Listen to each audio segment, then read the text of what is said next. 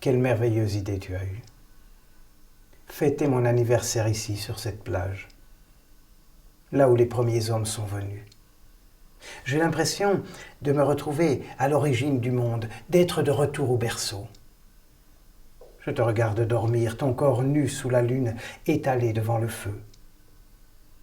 Que tu es belle, ma compagne, que tu es belle. Tes seins sont des oiseaux de nuit, tes cuisses, l'écume entre le sable et l'eau.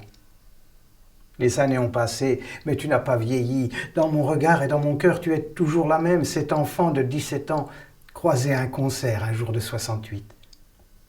Je t'avais vu, tu m'avais souri, et l'instant d'après, on s'était retrouvés dans les bras l'un de l'autre et on n'en était jamais ressortis. Riches de notre amour, on était devenus les gardiens du rêve, comme de nombreux jeunes gens de notre génération, des guetteurs postés aux quatre coins du monde. On savait qu'on ne connaîtrait pas l'avènement de la vie, mais l'ayant reconnue en nous, on ne doutait pas qu'elle finirait par s'imposer. Notre rôle consistait à nous tenir en éveil et à transmettre notre vision, comme l'avaient fait les peintres de la grotte, au pied de laquelle nous nous trouvons. Rappelle-toi le choc que j'ai reçu lorsque je l'ai visité. J'avais failli m'évanouir. Bien sûr, je me trouvais en face de la plus ancienne œuvre d'art connue au monde, des peintures datant de 33 000 ans. Et il y avait de quoi être ému, bouleversé. Cependant, mon malaise était d'une autre nature. Je ne comprenais pas comment ces artistes sortis de nulle part avaient pu peindre une telle œuvre, digne des génies de la Renaissance. N'étaient-ils pas les premiers représentants de notre branche d'humanité ? D'où venait donc ce savoir, puisqu'il n'y avait rien avant eux, aucune culture qui aurait pu les amener là ? C'est un peu comme si on avait découvert une encyclopédie rédigée avant la naissance de l'écriture.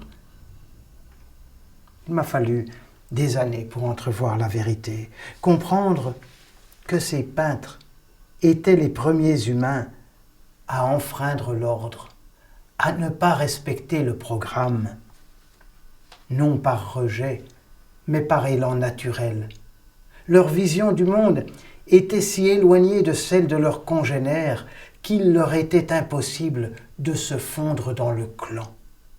Là où les autres, les chasseurs, ne voyaient en l'animal qu'un ennemi et une réserve de nourriture, eux percevaient une expression de la vie et une source d'émerveillement. D'un côté, des prédateurs voués à tuer, réservant leur intelligence à se spécialiser dans cette activité, de l'autre, des êtres mystérieusement dotés de sensibilité. Une anomalie qui les condamnait à l'exclusion, d'où leur exil au fond des grottes, un refuge où ils pouvaient exprimer leur incoercible aspiration, représenter le monde tel qu'ils le voyaient, témoigner d'une réalité plus vaste que les limites de la survie d'une espèce. En donnant naissance à l'art, ils avaient effectué les premiers gestes inutiles à la survie et ils étaient entrés dans la vie, c'est-à-dire dans le champ infini des possibles. Ils avaient joué le rôle d'éclaireurs au sens plein du terme. À l'époque, le cerveau n'était pas encore saturé d'informations. Il était ouvert à toutes les expériences et ces artistes auraient pu nous entraîner très loin dans la connaissance de la vie. Les morts vivants les en ont empêchés. Ils ont la haine de la vie et ce sont de redoutables prédateurs.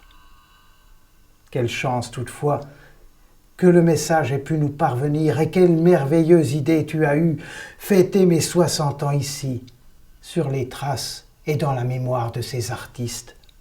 Cela a réactivé mon émotion et m'a permis de comprendre que le choc émotionnel que j'ai connu dans la grotte correspondait à une illumination.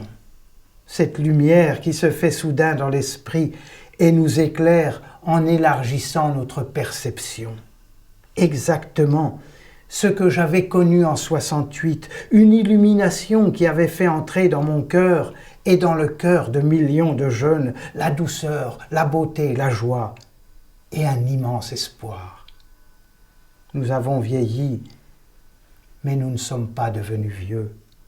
Durant toutes ces années, Nous avons poursuivi notre quête et chacun, à sa manière, uni par la même vision, nous nous sommes efforcés de préserver l'intégrité du monde. En te regardant dormir nu sous les étoiles, je mesure la grâce qui est la mienne et je formule un vœu. Qu'une nouvelle génération se lève et fasse que notre espèce accède enfin à la vie.